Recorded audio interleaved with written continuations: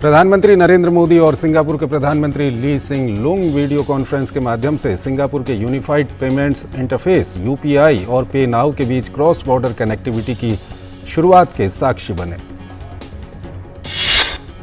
ये लॉन्च भारतीय reserve bank के गवर्नर शक्तिकांत दास और मॉनेटरी अथॉरिटी ऑफ सिंगापुर के प्रबंध निदेशक रवि मेनन द्वारा किया गया। इन दो भुगतान प्रणालियों के जुड़ाव से दोनों देशों के निवासी सीमा पार धन प्रेषण के तेज और सुविधाजनक रूप से कर सकेंगे। Cross border connectivity UPI launch के बाद सिंगापुर में भारतीय प्रवासियों को सिंगापुर से भारत में और भारत से सिंगापुर में तुरंत और कम लागत पर पैसे का हस्तांतरण करने में मदद मिलेगी।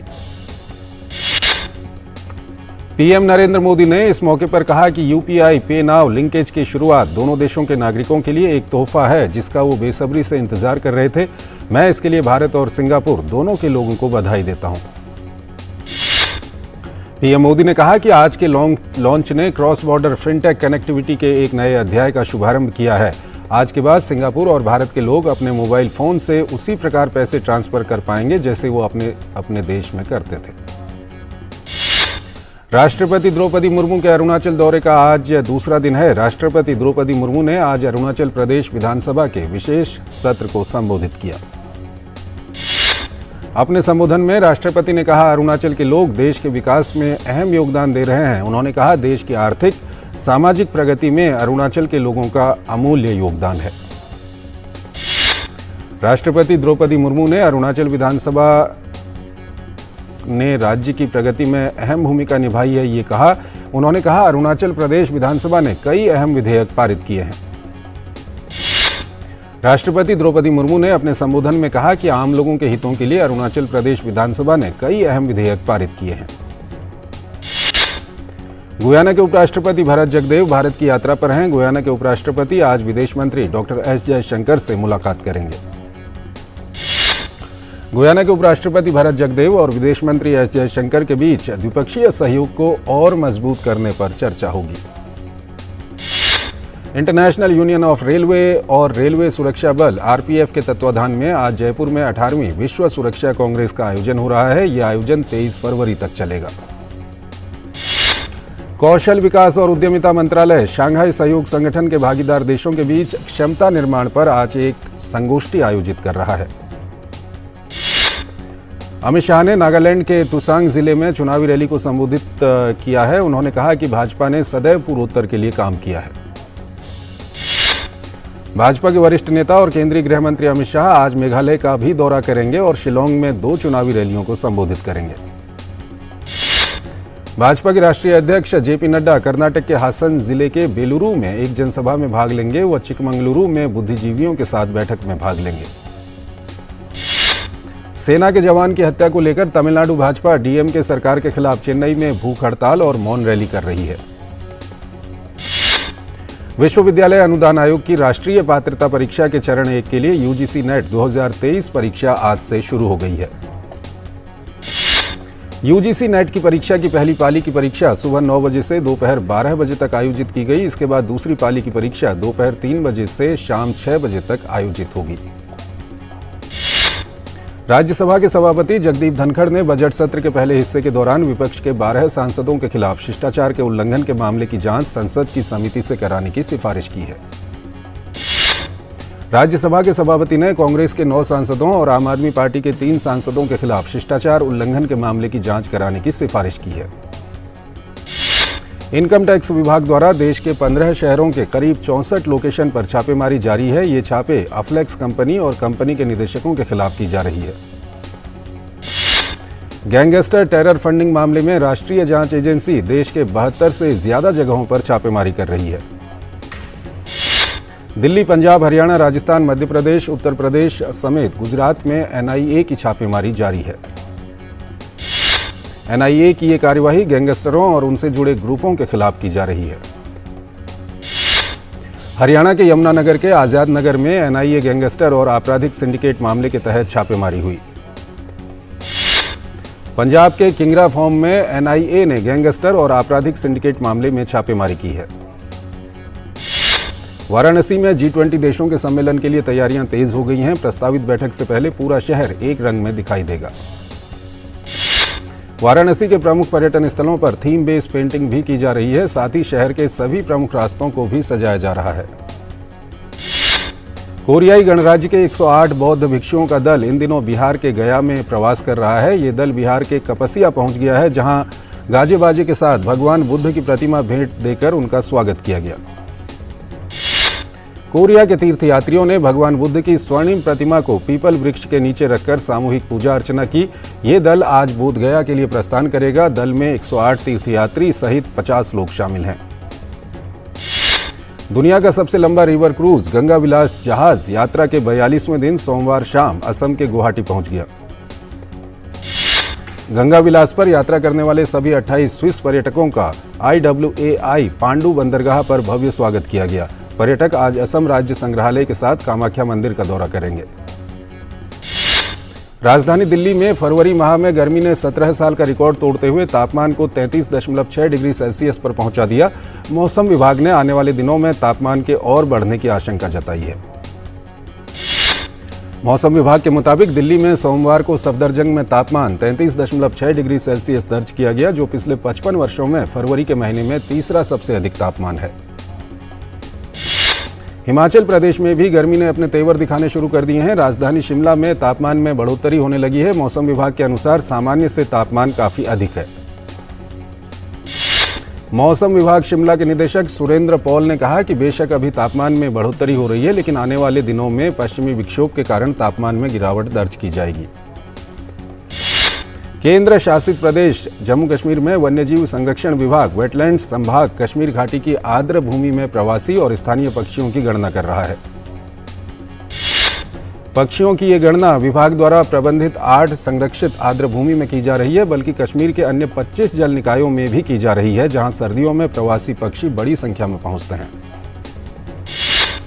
तेलंगाना के संगारेड्डी में तेल ले जा रहे एक ट्रक में आग लगने की घटना सामने आई है। हालांकि हादसे में किसी के हताहत होने की सूचना नहीं मिली है। जिला अग्निशमन अधिकारी ने जानकारी दी कि इंजन गर्म हो जाने के कारण ड्रमों में ट्रांसफार्मर तेल ले जा रहे इस ट्रक में आग लग गई। आग पास में खड़ी एक कार में भी फैल गई।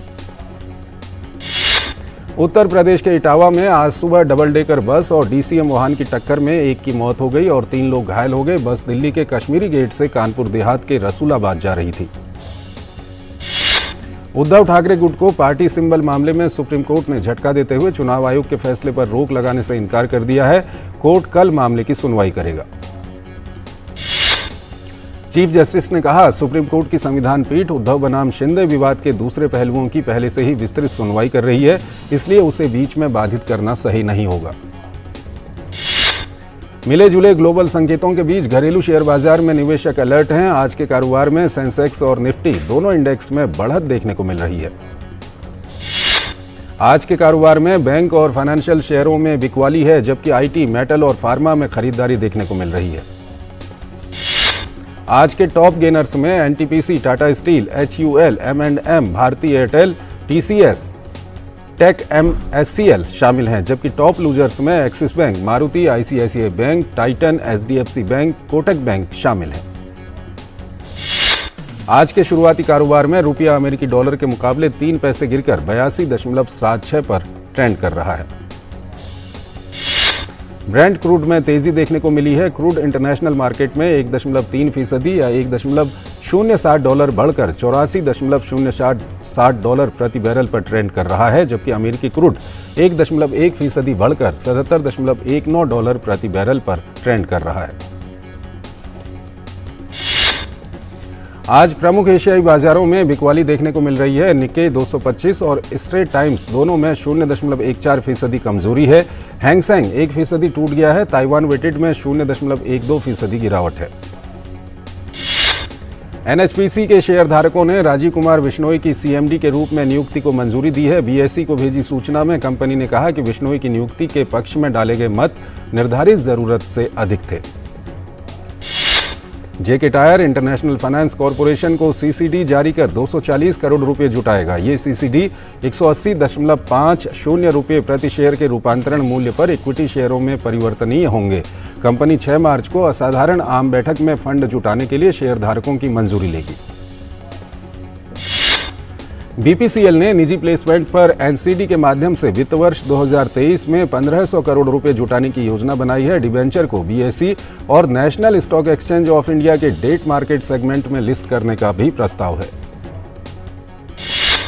नागरिक उड्डयन मंत्री ज्योतिरादित्य सिंधिया ने कहा कि 19 फरवरी को घरेलू हवाई यात्रियों की संख्या लगभग 4,45,000 रही, जो अभी तक का एक कीर्तिमान है। केंद्रीय मंत्री ने बताया कि कोविड से पहले घरेलू यात्रियों की दैनिक औसत संख्या 3,98,579 थी। भारतीय रिजर्व बैंक आरबीआई ने मध्य प्रदेश के गुना में स्थित गढ़ा सहकारी बैंक का लाइसेंस रद्द कर दिया है। आरबीआई ने कहा कि इस बैंक के पास न तो पर्याप्त पूंजी है और न ही आगे कमाई की संभावना है। रिलायंस कैपिटल के ऋणदाताओं ने राष्ट्रीय कंपनी विधि अपीलीय न्यायाधिकरण को बताया कि दबाव वाली संपत्ति के ऊंचे मूल्यांकन के लिए मोलभाव को लेकर ऋणदाताओं की समिति में अधिकारों में कोई कमी नहीं की गई है। ट्विटर के सीईओ एलन मस्क ने सोमवार को इंस्टाग्राम और फेसबुक के लिए नए पेड वेरिफिकेशन की मेटा घोषणा पर प्रतिक्रिया दी और इसे अनिवार्य बताया। देश में चीनी विपणन वर्ष 2022-2023 में 15 फरवरी 2023 तक 228.4 लाख टन चीनी का उत्पादन हुआ है। पिछले चीनी विपणन वर्ष 2021-22 की समान अवधि में 222.2 लाख टन चीनी का उत्पादन हुआ था। इस लिहाज से पिछले वर्ष की समान अवधि के मुकाबले मौजूदा विपणन वर्ष में अब तक चीनी के उत्पादन में 3% का इजाफा हुआ है। पंजाब नेशनल बैंक ने अपने करोड़ों ग्राहकों को तोहफा देते हुए एफडी यानी फिक्स डिपॉजिट की दरें बढ़ाने का ऐलान कर दिया है। बैंक ने 2 करोड़ रुपए से कम की जमा पर एफडी ब्याज दरों में बढ़ोतरी की है। बैंक ने एक झटके में ब्याज दरें 0.30% तक बढ़ा दी हैं। ये नई दरें कल से लागू हो चुकी हैं। पाकिस्तान के पूर्व प्रधानमंत्री इमरान खान को अदालत से बड़ी राहत मिली है। लाहौर की अदालत ने इमरान खान को सुरक्षात्मक जमानत दे दी है। अदालत ने चुनाव आयोग के बाहर विरोध प्रदर्शन से संबंधित मामले में 2 सप्ताह के लिए इमरान खान की गिरफ्तारी पर रोक लगा दी है। बता दें कि पाकिस्तान के चुनाव कार्यालयों के बाहर हुए हिंसक प्रदर्शन मामले में इमरान खान पर गिरफ्तारी की तलवार लटक रही थी, जिससे बचने के लिए वो लाहौर हाईकोर्ट पहुंचे थे, जबकि एक अन्य मामले में इमरान खान के खिलाफ कोर्ट में सुनवाई होनी है। अमेरिका के ओहायो शहर में एक कारखाने में धमाके का कारण आग लग गई। अधिकारियों ने कहा कि लोहे के कारखाने में यह धमाका हुआ। आग पर काबू पाने के लिए दमकल विभाग के कर्मी पूरी मुस्तैदी के साथ जुटे हुए हैं। हादसे में एक व्यक्ति घायल हो गया है, जिसे तुरंत हेलीकॉप्टर की सहायता से अस्पताल भेजा गया। भूकंप से बुरी तरह बर्बाद हो चुके तुर्की और सीरिया सीमा क्षेत्र में कल फिर से 6.4 रिक्टर की तीव्रता का भूकंप आया। यूरोपीय भूकंप विज्ञान केंद्र ने बताया कि तुर्की के हाते प्रांत में भूकंप के बाद के झटकों का केंद्र 2 किलोमीटर की गहराई पर था। भूकंप डेफने शहर में आए भूकंप का असर उत्तर में 200 किलोमीटर दूर अंताक्या और अदाना शहरों में काफी ज्यादा महसूस किया गया। तुर्की की सरकारी समाचार एजेंसी अनादोलू ने बताया कि भूकंप के झटके सीरिया, जॉर्डन, इजराइल और मिस्र में महसूस किए गए। पोलैंड से 10 घंटे की ट्रेन यात्रा के बाद अमेरिकी राष्ट्रपति जो बाइडेन अचानक यूक्रेन की राजधानी कीव पहुंचे। उन्होंने यूक्रेन के राष्ट्रपति वोलोदिमीर ज़ेलेंस्की से मुलाकात की। जो बाइडेन ने यूक्रेन के लिए $500 मिलियन की नई सैन्य सहायता देने का वादा किया। यूक्रेन के राष्ट्रपति ज़ेलेंस्की ने बाइडेन के दौरे पर कहा कि अमेरिका राष्ट्रपति का यूक्रेन दौरा उनके समर्थन का बहुत महत्वपूर्ण संकेत है। अमेरिकी राष्ट्रपति जो बाइडेन यूक्रेन का औचक दौरा करने के बाद सोमवार को पोलैंड की राजधानी वॉर्सो पहुंचे। राष्ट्रपति जो बाइडेन का स्वागत पोलैंड के राज्य सचिव मार्सिन प्रेजाडेज और पोलैंड में अमेरिकी राजदूत मार्क ब्रेंजिस्की ने किया। अमेरिकी राष्ट्रपति जो बाइडेन पोलैंड के राष्ट्रपति आंद्रेजेज डूडा से मुलाकात करेंगे। इसके साथ ही राष्ट्रपति जो बाइडेन नाटो के पूर्वी हिस्से के देशों के अन्य नेताओं के साथ भी वॉर्सो में मुलाकात करेंगे। अंतर्राष्ट्रीय मुद्रा कोष की प्रमुख क्रिस्टलिना जॉर्जीवा ने यूक्रेन का दौरा किया। क्रिस्टलिना जॉर्जीवा ने कीव में यूक्रेन के राष्ट्रपति से मुलाकात की। आईएमएफ प्रमुख के दौरे पर यूक्रेन के प्रधानमंत्री डेनिस शिमहाल ने कहा कि यूक्रेन बहुवर्षीय समर्थन कार्यक्रम के तहत कम से कम $15 बिलियन की आर्थिक मदद प्राप्त करने की उम्मीद कर रहा है। यूक्रेन ने इस वर्ष $38 बिलियन के बजट घाटे को पूरा करने के लिए यूरोपीय संघ से 18 बिलियन यूरो और अमेरिका से $10 बिलियन की आर्थिक मदद प्राप्त की है।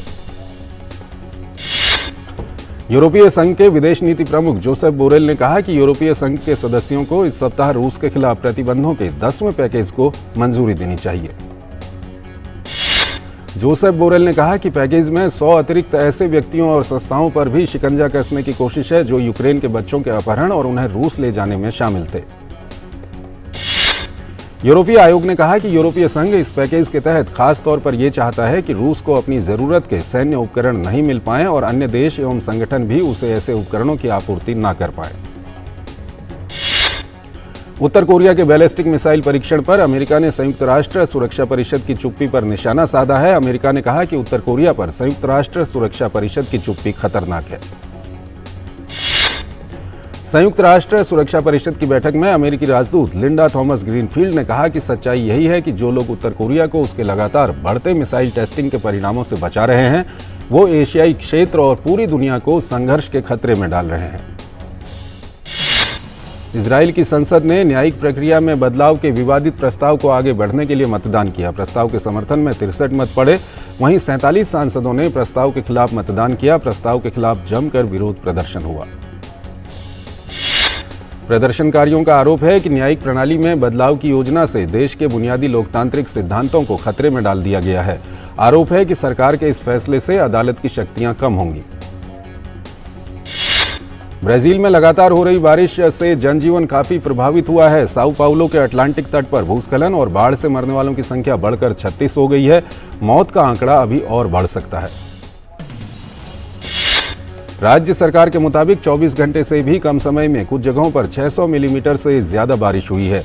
ब्राजील के राष्ट्रपति लुइज इनासियो लूला डा सिल्वा ने दक्षिण पूर्वी ब्राजील में विनाशकारी बाढ़ से प्रभावित क्षेत्रों का दौरा किया। इटली की सबसे बड़ी गार्डा झील इस समय सूखे के संकट का सामना कर रही है। गार्डा झील का जलस्तर रिकॉर्ड स्तर तक कम हो गया है। वैज्ञानिकों और पर्यावरण समूहों के अनुसार सर्दियों के मौसम में झील में जल संकट चिंता का कारण बन गया है। दक्षिण अफ्रीका में चल रहे आईसीसी महिला टी20 विश्व कप में भारत ने ग्रुप बी के अपने आखिरी मैच में आयरलैंड को डकवर्थ लुइस के माध्यम से 5 रन से हरा दिया है। इस जीत के साथ टीम इंडिया सेमीफाइनल में पहुंच गई है। भारतीय महिला क्रिकेट टीम 5वीं बार इस टूर्नामेंट के सेमीफाइनल में पहुंची है।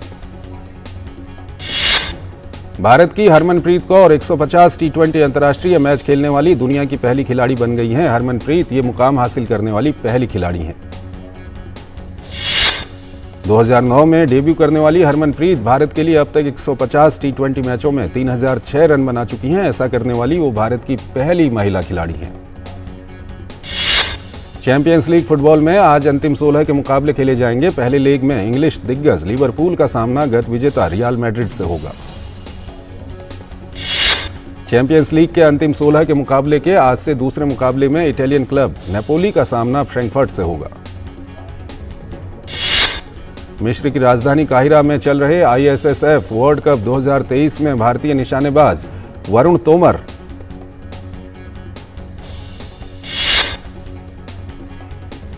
भारत की 10 metre air rifle mix team Rudransh Patil और नर्मदा नितिन ने आईएसएसएफ वर्ल्ड कप में स्वर्ण पदक जीतने में कामयाबी पाई है।